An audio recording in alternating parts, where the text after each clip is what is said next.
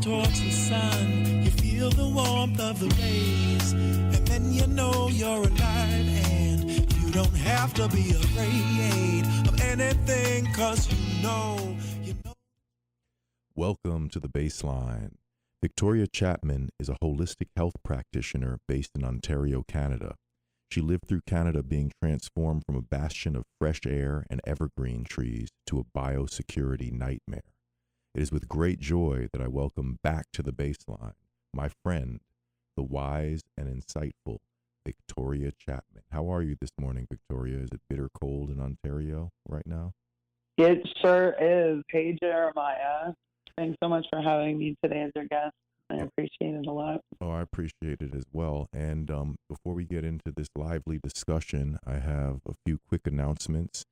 First of all, we have the 528 Frequency Jam in Harlem this Sunday.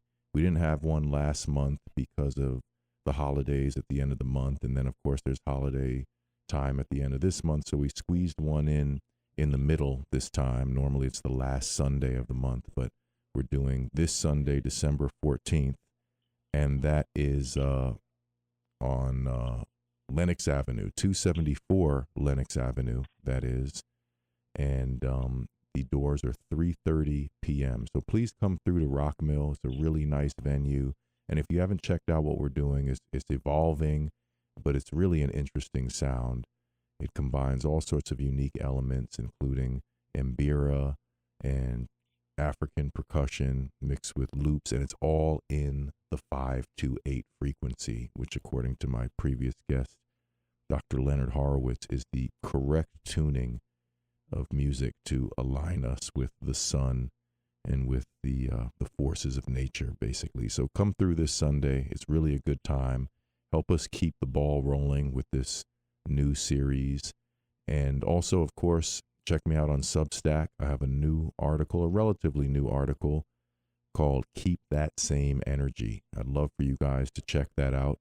And please subscribe to my Substack. I'm inches away from 2,500. I think I said that last week, which is kind of sad because it's still the case. I haven't broken the 2,500 subscriber barrier yet. But with your help, I can transcend that barrier and beyond. And of course, you can get my music at jeremiahhosea.com. Please check out my website. Grab the theme song for this show, Love's the Highest Truth. Just buy it for $1, and I'd appreciate that greatly. And of course, I'm a chess teacher, so I'm also the founder of remotelearningchess.com. I would really love to share some of my chess wisdom with you. And my lessons combine information from historical games up to totally contemporary games that, show the evolution of the game of chess. And it truly has evolved quite a bit. It's quite remarkable. But today we have a very special guest, my friend Victoria Chapman, and we want to talk about a bunch of different things. But one thing I would love to hear from you, Victoria, is just give us sort of an update from on the ground in Canada, because I always visualize Canada as sort of being a rational place relative to the United States, relatively calm, fresh air, evergreen trees, all that kind of stuff. And then the biosecurity nightmare was dumped on all of our heads. And Canada seemed to be worse than the United States in a lot of respects, freezing the bank accounts of the truckers who were protesting, and just all kinds of draconian things and outrageous statements made by Justin Trudeau, who's no longer in power. So just give us a glimpse from your point of view about the post-Trudeau Canada. What's the scene up there in general? What are some of your observations? That is a loaded question. Right now, Canada is definitely in a concerning state. There is things that are happening in this country that we have never seen before. And, unfortunately, we're experiencing things like and don't get me wrong, everywhere in the world is experiencing different aspects, but in Canada right now, we are experiencing housing crisis like we've never seen before, healthcare crisis that we've never seen before, mental health and addiction crisis that we've never seen before. Our government is cutting all of the programming and removing different things that they used to have for assistance of Canadians. For example, the food bank, they have removed a lot of money. They are ramping up taxes. I mean, Canadians pay, 42% of their taxes to the government, and yet there's continual and additional taxes that they're adding to everything to be getting more money. So it's a really unfortunate reality that we're kind of facing here, that all of our money in Canada is going to other countries' social programs or to wars or to other things that are not serving the Canadian people in any way, shape, or form. Our censorship is still rampant. They continue to pass these different bills. For example, in Parliament right now, they're looking at passing a bill that's called the C9, and it's all about targeting like religious freedom. So essentially, they want to criminalize religious beliefs and consider it as hate speech. And our government wants to be the one that chooses their interpretation of what we say and as to whether or not we can get charged. I mean, it's kind of outrageous, to be honest. So, it's one of the other big things that's happening here, unfortunately, is our veterans and other people that are having health complications that are unable to see doctors because a lot of our doctors aren't actually taking new clients.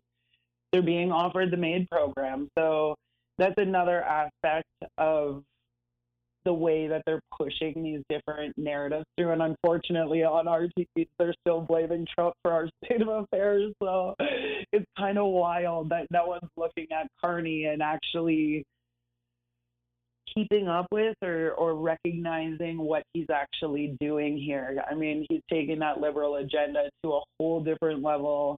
And it is not for the Canadian people, unfortunately. Right. Yeah. Here we have the what I call the two-party illusion. I'm actually working on an article about that right now, how what we consider to be two parties, I consider to be one party pretending to be two. And I just wonder, what's the divide like in Canada? Is it just this liberal conservative divide and that pretty much is what it is? Or do you notice maybe more people sort of questioning the whole thing and breaking away from the binary, so to speak? What's your feeling about that? Yeah, I feel like it's both. I mean, there's definitely the liberal and conservative split here, just like anywhere else, essentially. Yeah. But there are a lot of people in Canada that are starting to pay attention to like what is actually going on here. It's unfortunate in a way that our leadership is actually what's waking people up essentially to start paying attention to things. But we do have a very liberal country still. I mean, it's very interesting how there are people that believe that our money going to other countries is necessary and the best. And for those individuals, unfortunately, they're not affected by the way that social programming is being cut or fundings are being cut. But for the rest of the population that is being impacted by those things, it is actually making them start looking at what is really going on here. A lot of Canadians don't pay attention to how they could get involved in politics. They just kind of see it as like, well, the government's doing the best for us that they can, and if they could do something different, they would, which is just, I don't get that part. But nonetheless, there are more people that have been recognizing that there's a very deep level of corruption here, unfortunately, and that is making people start seeing things differently. Well, that's good news. And we need it too. Yeah. I mean, thinking that treatment for people that is helpful as killing them is like we need to wake up as a collective. That should not even be an option for a treatment for someone. Don't get me wrong, I understand that there's specific cases that people would say that should be, but unfortunately right now Canada is still in the liberal woke agenda. Yeah. I could definitely, commiserate about that because we have similar problems. But I would like to shift this conversation in terms of how this COVID event affected our social landscapes because, we've talked about it quite a bit. And I'd like to sort of take that conversation on the air, which is, I still remain somewhat shocked. I mean, I don't want to use the word shocked, but that's the first word that comes to mind in terms of how so many people that I used to know just basically act like they don't know me anymore. It's kind of fascinating. I mean, all I did was say, I don't want to take experimental drugs. So they'll try to label me a Trump supporter, for example, but I never expressed one positive word about Trump or really any politician. I don't endorse politicians. I've written 35 articles. I don't endorse politicians in my articles. I don't endorse politicians on this program. I've said repeatedly that what people consider to be two parties is really one party pretending to be two, working really in coordination with each other to continue deceiving and manipulating the people. And it's amazing how there's so many people I know who, for example, if I wish them happy birthday, they wouldn't even say thank you, or if I invite someone to an event like the music event we're hosting this Sunday with my new band, my project, African World Revolution, they won't even reply. I'm persona non grata to a number of people.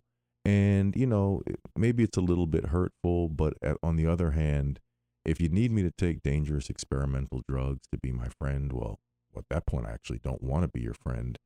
And thankfully, I have a loving wife and two beautiful kids. And, that's quite enough to focus on. So, if I have less friends than I had before, then so be it.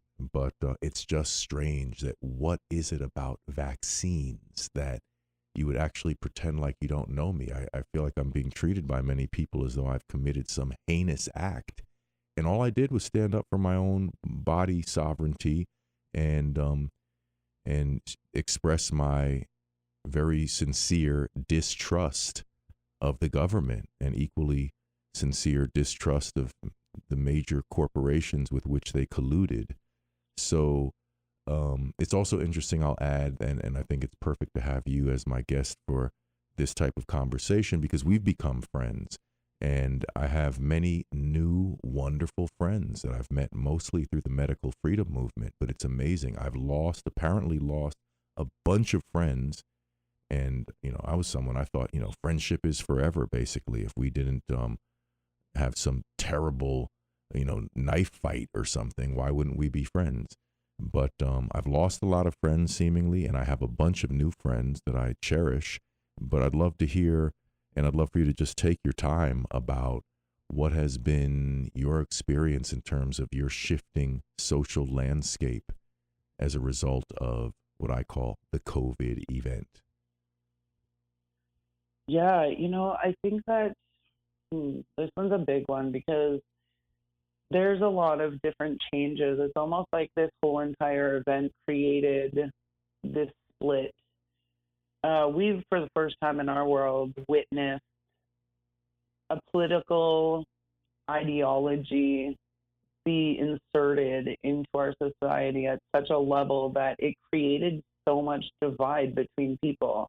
When you're talking about your own friends even, it's almost as though our whole world have had to redefine what friendships are, what connections are, what relations are. It was really wild to actually witness how we exerted our opinions or perspectives.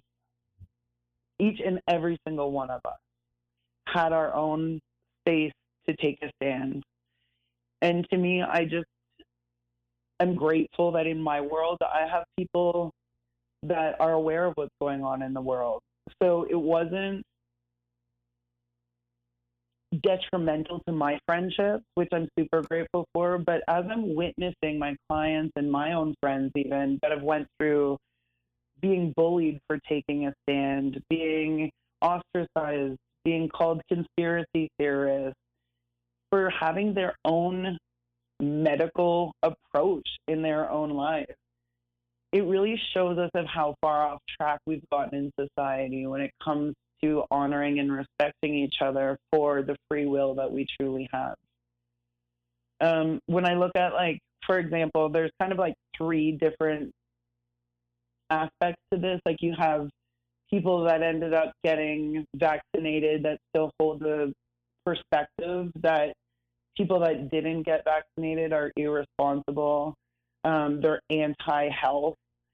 And then you have the aspect of people that were actually vax-injured that are being ignored, and that it's like no one actually wants to look at or pay attention to. And then you have those who took a stand, and there's this level of exhaustion that is taking place in their life because of the bullying and the losing relationships, and like they're having to go into a whole different level of healing because of what just took place through this event. And I feel like it's changed everything. I mean, people are withdrawn and isolated, and they don't want to have surface conversations with people anymore. They're recognizing who was actually a solid friend and who was just kind of an acquaintance, whether or not they saw them as good friends or not. So we're really in a place in the world right now that there's a level of healing that's required, because there's so many tiers to what actually just took place underneath this psychological warfare. Yeah, you said a lot of insightful things there. That's the word I have assigned to you today, Victoria. Insightful. That's going to be in the description of the program. One thing that we try to keep track of here in general, and I would love just basically your anecdotal perspective on this in terms of what have you seen, what have you noticed, what have you overheard, what have you come across in terms of vaccine injury, the physical fallout after the mass vaccination campaign, because I continue to see the sudden deaths. I continue to see that Professor Mark Crispin Miller's Substack that keeps track of the sudden deaths has not slowed down. There's just as many bizarre cases happening this year as there were last year, so it appears.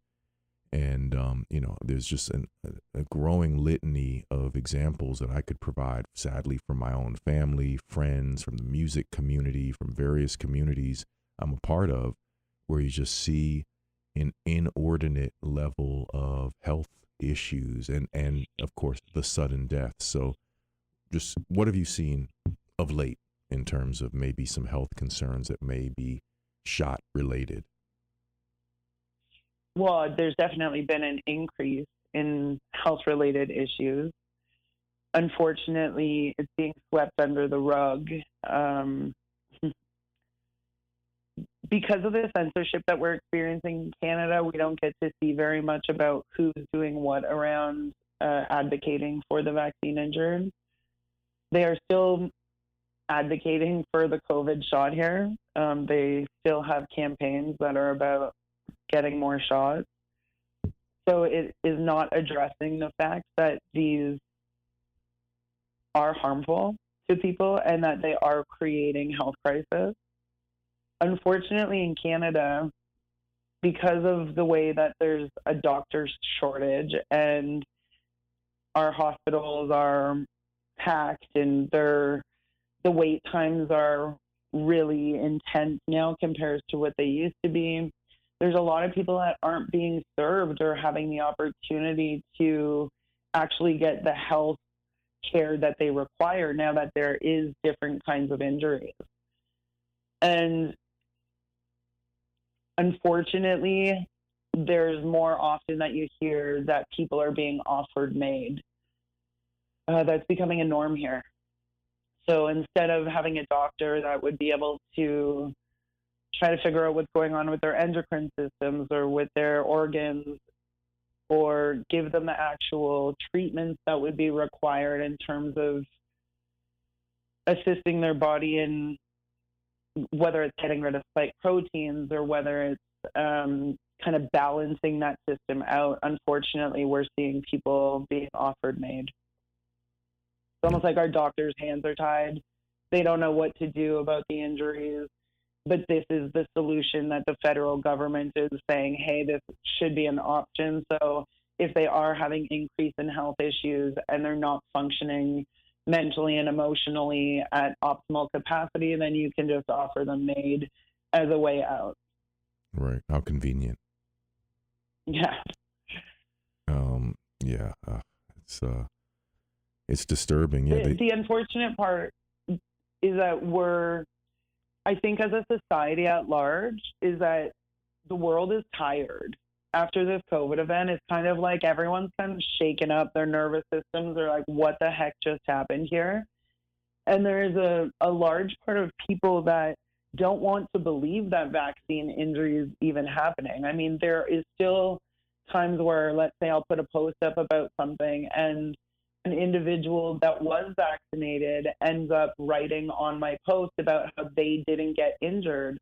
So there's a section of people that are bypassing the fact that people are even vaccination injured. They don't want to associate the fact that all these diseases are exacerbated right now in our life and that there's a reason for that. There was a cause that created that. So the vax injured, unfortunately, are, not only being ignored by other people that got the shot themselves, but they're also then being ignored by doctors because the doctors don't actually know what to do with them. Yeah, and what's so crazy that I've come to realize is not only do we have vaccine injury denial, we, in many cases, seem to have vaccine injury denial from the vaccine injured. I mean, there are people whose health has completely deteriorated shortly, if not immediately, after their shots, and they will not even consider that it was this injection with multiple vectors of injury that was possibly the cause, which is, sad and astonishing. Yeah. Mm-hmm. Well, and I think it creates a cognitive dissonance, though, right?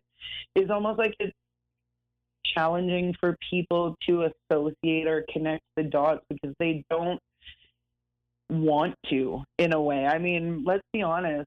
People made the choice to get that because they thought that the government was being honest and real about a medical crisis that was happening and having a solution that would actually support the immune system in order for people to not be ill.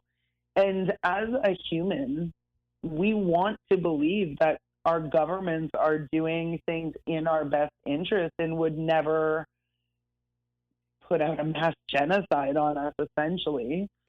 So I feel like a lot of people that have ended up with injuries or, rampant diseases that they're experiencing, their minds can't necessarily comprehend how that happened because their belief system still is based on the fact that people would never want to hurt them in that way. It's the innocence of us as a human, and it's the way that we love. We expect that other people would want to make sure that we're well and healthy as well. And especially these, let's say, government, specifically public health, you think that they would be executing or rolling out something that is in the best interest for people. So people kind of just sum it up to like, I just have these different cancers now, and I just have these heart failure, organ failures, and it kind of just ends up being lump summed into this default of like, this is just happening to me. This is what my body's doing. They don't want to recognize where it came from because that ends up opening the mind to a whole different rabbit hole. Yeah, definitely. And it's a very unique event in history, as far as I could tell, because, I mean, here you have all of the governments of the world, for the most part, in collusion to harm their own populations and conduct this massive experiment on their own populations. I think even if you look at some of the worst despots of history, whoever you want to put on that list, the top 5, top 10 list of despotic rulers, even if they were very violent within their own populations, there was generally some ideology that said, okay, this group of people is a threat, or they need to be dealt with, basically. And I don't think those actions are ever justified. But there was this sort of ideology that by removing these people, we make the country stronger. But now it's this crazy agenda of let's just injure and weaken our total population. I don't think anything like that has happened in history that I'm aware of, a mass poisoning of the global population. I think it's a totally unique historical event, and I'm surprised more people don't view it as such. Even some of the people who were against the agenda in the first place, who have kind of simmered down and have, tried to sort of get on board with the let's just move along sort of mentality. Let's put that in the past. Let's put that behind us, which, of course, if you appreciate history, you don't put history in the past, so to speak. You try to comprehend history. History is a living thing in that respect, from the perspective of a historian, I would think. But it's interesting how there's this push towards collective amnesia around the whole thing. But I would love to go ahead. And I was just going to say, Please. I think that a big part of that is because it is so complex in so many means. And there's a lot of people that were so busy in their own lives that they didn't actually pay attention to what was going on in the world. And so, when you've been in a position where you're kind of like in the rat race of your day to day, and then all of a sudden this medical crisis comes up, they haven't had the opportunity to actually look at what was actually going on in the world with different governments, or, trying to become police states, or whatever the case might be. So there is no connection to this even being an agenda. Yeah. It was just a health initiative, and that's that. Mm-hmm. Yeah, exactly. Now, speaking of health initiative, and by the way, folks, we'd love to hear from you. We always love to hear from our astute listeners. The PRN audience is a rich listening audience, and we love to take your phone calls. So hopefully we'll have time for that shortly. If you want to join us, please call 888-874-4888. That's 888-874-4888. Save that number. Keep it stored in your phone, because we love to hear from you here at the Bassline. And in the meantime, I'd love to ask you, Victoria, about your holistic practice and this very unique approach to healing and wellness that you're committed to on a daily basis. Just give us some insights into your particular discipline and practice.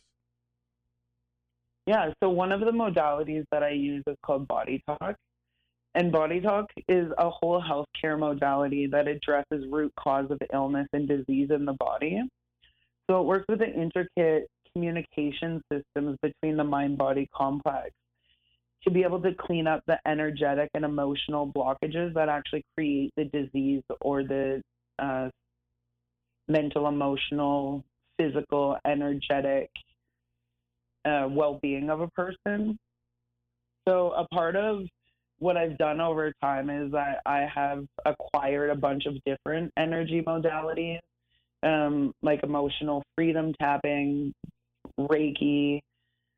There's a bunch of different things that I've brought in together to create my own system. So everything that I do is about helping people restore and reclaim their own mental, emotional, physical, and energetic health and well-being. And I do that through bridging the gap between Western medicine and Eastern medicine, and provide coaching around education of how we function as a human and how to work with and for our systems in order to improve our own mental, emotional, physical, and energetic health and well-being. Hmm. Interesting. So could you describe a little bit more in terms of just sort of if someone comes to you with a particular health concern or what have you, how does the process begin? Sure. So the body talk system is based on those communication systems in the body. So when someone comes in and is experiencing a health issue, there's always an emotional story of what has taken place in their past that is underneath something. Mm. And so I kind of work a little bit like a investigator that is listening to the body to tell me where it is that there's blockages in that body in order to release those blockages and bring more healthy communication into the body so that it can get back to optimal functioning. Yeah, that sounds fascinating. And if someone wanted to contact you, I mean, obviously you're in Canada, so maybe not all of our American listeners, although we have listeners around the world actually, but if they're not in Canada, if they're not in Ontario, it might be hard to make an appointment. But if someone were to even say, you know what, I'm going to actually get on a plane and go to Ontario because I want this specialized treatment, how does someone get in contact with you? How do people schedule an appointment, basically? Yeah, so the first thing that I'll just say about that really quick is that a lot of sessions are done online with people as well, because it is a mix of coaching and counsel and guidance and energy work. And you could do all of that in a distance as well. So I do have international clients as well. But one of my contacts is Authentic Vibrations on Facebook, as well as the Sudbury Body Talk Clinic on Facebook. And if anyone wants to learn more information or contact me, they could also email me. And my email is walkwithintent@gmail.com. And if anyone wants to look at any of the posts that I've placed or writing that I've done on Facebook, Instagram, and Twitter, they could just look up #MissV and they'll find me. There's a flood of information. Right. So tell us that email one more time, please. So it's walkwithintent@gmail.com. Okay, great. So yeah, folks, please keep that email handy. And, obviously the PRN audience is very much into health and wellness. And I recommend, if you need to, please reach out to Victoria Chapman. She's very caring, very insightful, very in tune. And I'm sure she could help you out quite a bit if you need some help of any kind. And I would love to sort of shift the conversation in terms of our vision of the future, right? I mean, there's all these ideologies, these political parties, there's all these issues on the table, from transhumanism to just plain old drug addiction and homelessness to, the education or miseducation of our children, the pollution of our common environment. I mean, there's just an infinite range of issues and all these competing ideologies and rivaling factions and all of this stuff. What could you impart on our audience in terms of the mindset of improving the world in which we live in, improving our own personal conditions and improving the state of our world, if that's possible, in this sea of chaos? Yeah, that's a really great question. I feel like these last couple of years have really reminded people of what is fundamentally important, and that is human connection.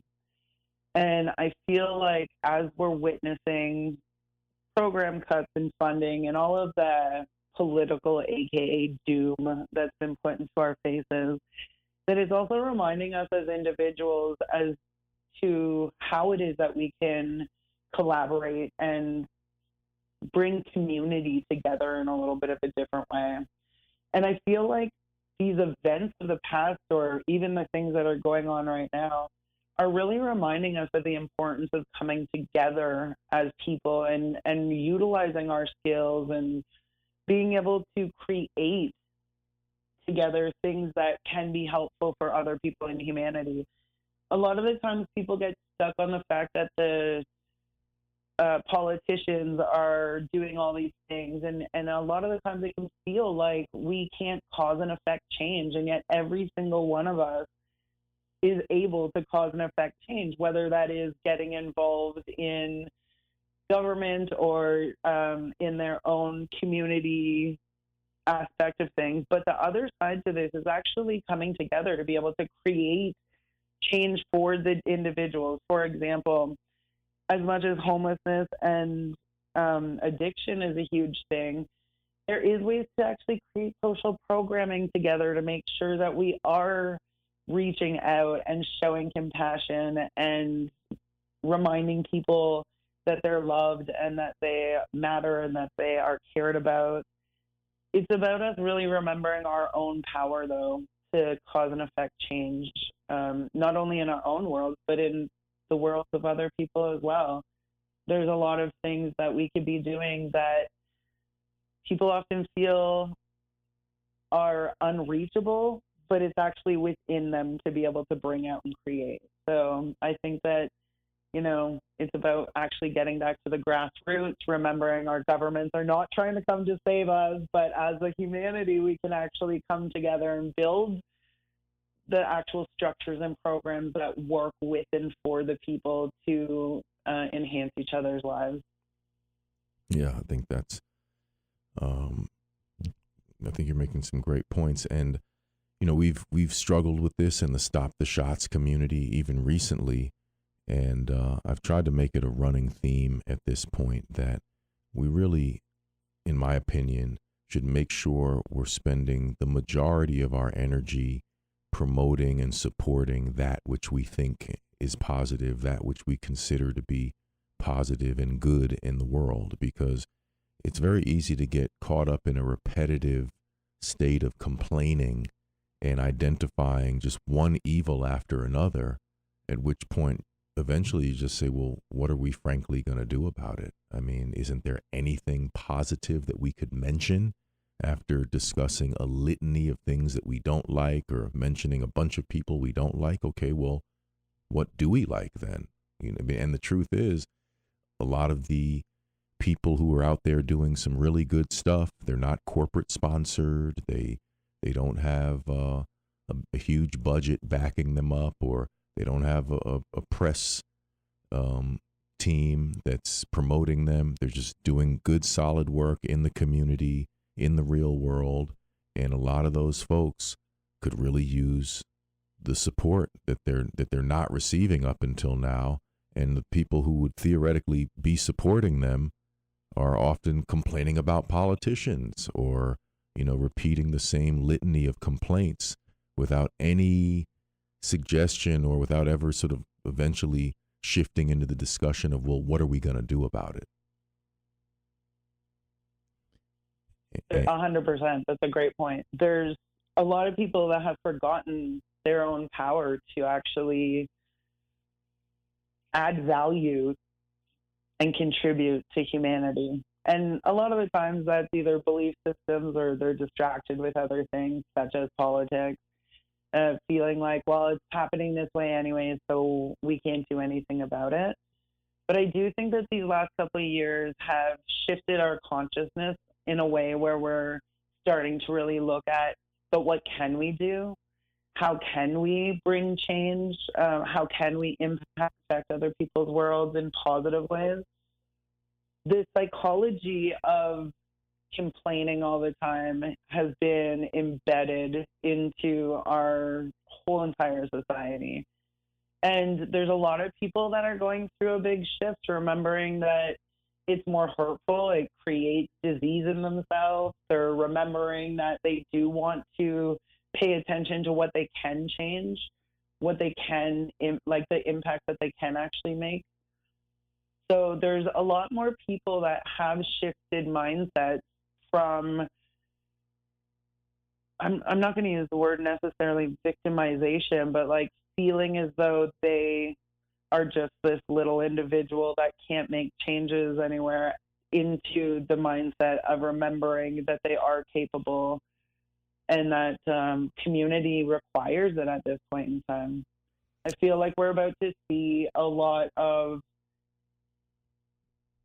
things come to fruition in our world that are going to push us back into community and being there for each other. And I know in Canada, there's definitely been the energy of that moving already to begin with. But yeah, I do think that it's super important that we remember that we are more powerful than we give ourselves credit for. And for example, we could use social media. We don't need to have 1 million followers in order to set up a fundraiser to go and get blankets or coats or belongings for people that are not, that I was just about to say unhoused, and I do not like that statement, because they are homeless and they do need help. And we could do fundraisers to make sure that they can have the basic needs that they actually require. Yeah, and I'd like to invite you guys one more time to call if you can. I know people are working. Some people are listening secretly. Some people will listen later on the archives. But we'd love to hear from you. We have about 10 minutes, a little bit more than 10 minutes before we have to sign off. But the number here, of course, is 888-874-4888. 888-874-4888. And, yeah, you know, you remind me of something that I'm thinking about quite a bit recently, which is when we look at the conditions in society, and for me, living in Harlem here in New York City, just open the door. It won't take long to see the suffering. You see people just collapsed on the sidewalk. You see people, you know, in a drunken stupor. See people doing heroin and crack out in the open. You know, you just see a lot of rough conditions. You see people who are just physically battered. And, you know, when we look at these conditions, this is the state of our society, right? This reduces the quality of life for everyone, not to mention the individuals themselves who are suffering. And it comes to a point where, you know, you can look at the problem from a humanistic point of view and try to really empathize with the suffering that you see. Or you could just look at it as a simple quality of life issue. So it's like whether you want to be a bleeding heart about it, or you just want to acknowledge the truth of what your social conditions are. I mean, can we continue to move in this direction with more and more despair just all around us, with more and more people who are clearly dysfunctional that have fallen through the cracks? Like, what are we going to do about it? You know, do we call it so-called socialism or so-called communism to say, well, you know, we shouldn't have homeless people in our society? Or do we just, you know, can we move past these ideological boundaries and just say, well, we should just have a better society, whatever you want to call it. We should fix these things. We should improve these conditions. What are your thoughts? I feel very, very passionately that we as a society are going to need to come together in order to get back to basics. The people that are struggling in life and that have fallen through these cracks, they're humans. And anybody at any time can be in those same positions. And I think people often forget that. I do feel that as a consciousness, we do need to remember that we are capable of coming together to create new programming, new ways of addressing things in order to assist and support in whatever ways we can. I feel like, you know, as a humanity, it is disheartening that there's so many different levels of struggle that people go through. But I feel like our psychological programming has impacted us in a way where we look at all of the negative of what's going on and get stuck in the struggle itself versus actually focus on what is it that we can do to improve as a humanity at large. So I feel like we do, as a society, we're going to have to shift if we are going to bring healing and love to our planet in a different way.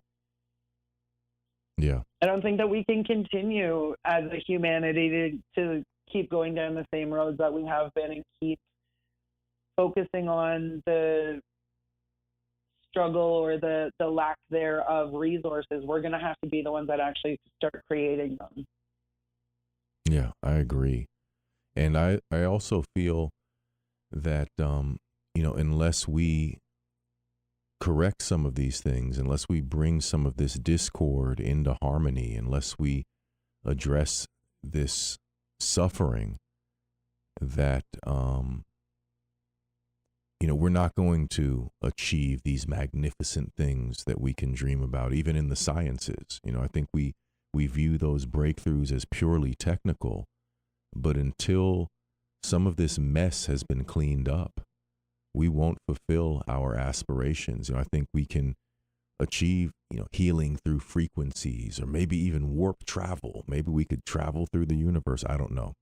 But I think, we can perhaps have astonishing breakthroughs once we've cleaned up this mess. But while we live in chaos, the way that we do, with all this sort of misery and despair, how can we truly advance ourselves until we've sort of addressed these issues of the human heart? 110%. I think that a big part of it is really recognizing that we have way more potential that lies dormant within our own systems, even to heal, than what we've ever been taught. And so until we start changing the conversation and actually educate people based on the way that their system works, their own capability, how to come into a state of coherence in their mind, their heart, and their gut, we aren't addressing real issues here. We're addressing symptoms. And unfortunately, this is where, well, I don't know if it's unfortunate. I will just correct myself there, because I feel like through all the struggle that we've been seeing and the way that we've been witnessing the result of it, that it is pushing us to a place of having to address things, getting back to basics in a way, in order to remind people that they're way more intelligent, they're way more capable, they are just magical as individuals. But right now it's almost like we feel as a society that being a human is a default and that we're broken and wounded and there's something wrong with us. And I do think that it's really about changing the conversation and looking at what our potentials are and how to nourish those and nurture those, versus always looking at the defects or deficiencies or dysfunction that we experience as humans as well. Yeah, and it's so interesting when we think of, these politicians again I was saying, don't waste your time complaining about politicians, but I'm about to do that just in a generic sense, which is, they give these elaborate speeches and they have these weird agendas, but I don't hear anyone saying, hey, let's make sure the people have clean water. We're going to focus on improved water filtration, making sure every town, every county is drinking clean, nourishing water. Let's reduce pollution. Let's palpably improve the conditions in the community. I was walking by the housing projects, and I was just noticing how they have like a tree and then just sort of arid looking land and then maybe another tree. And I was thinking all this space should be filled with vegetation. People should be able to walk out and pick fruit off of the tree. But it looks like despair, right there, right outside your window. And I'm getting messages from folks, by the way, that they're trying to call in, and they're getting messages saying that all the lines are full and cannot accept a message. So I don't know what's going on. We're having maybe a little technical problems with the phone lines, which is sad. But we can hopefully resolve that problem soon. But we love to hear from you guys. Sorry it couldn't occur this week. We'll look into whatever the issue is with the phone lines. It's still a relatively new studio, by the way, over here. PRN did move, and it's a really nice facility here, but it's a big technical sort of setup to have an internet radio station of this magnitude. So always ironing out the kinks, but hope to hear from you guys next week. And yeah, Victoria, so we're down to basically 4 minutes here. It's winter in Canada. What are some of the final thoughts that you would like to share with our audience in terms of maybe words of inspiration? You've been an inspiring guest, I would say. So give us some more inspiration, if you would. Yeah, I just want to remind people that there's a lot of things in the external world that feel out of our control, and not to forget about the internal control that we actually have within ourselves, the way that we assign meaning to things, the way that we exert our own self, the way that we show up in our life, the way that we can make an impact in other people's lives. A lot of the times our focus has been placed on lack, and there's just as much abundance in the world.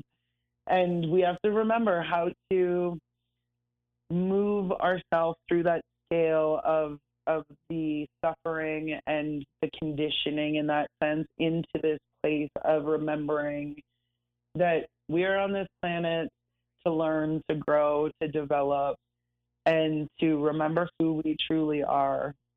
And in that process, we can find and align with abundance, again, in a different way. We just have to change our mindset.